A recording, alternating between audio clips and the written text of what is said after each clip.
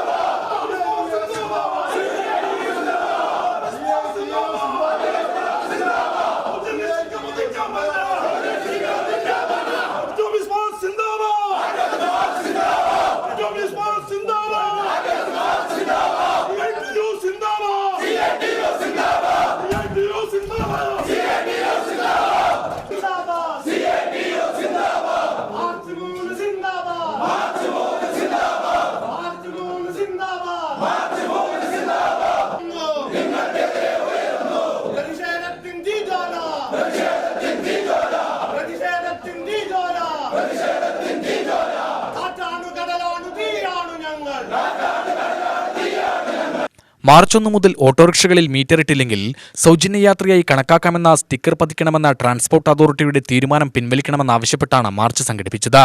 അഞ്ചുവിളക്ക് പരിസരത്തു നിന്നും ആരംഭിച്ച മാർച്ച് കലക്ടറേറ്റിനുള്ളിൽ പ്രവർത്തിക്കുന്ന RTO ഓഫീസിന് മുന്നിൽ വരെ എത്തി.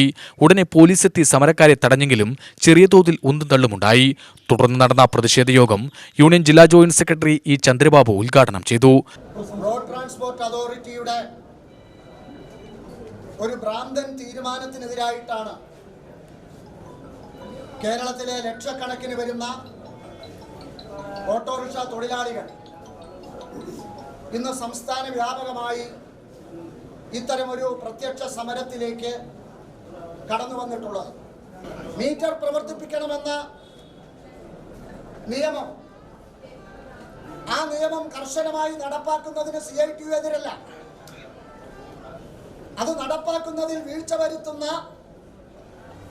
ഓട്ടോറിക്ഷ ഡ്രൈവർമാരുണ്ടെങ്കിൽ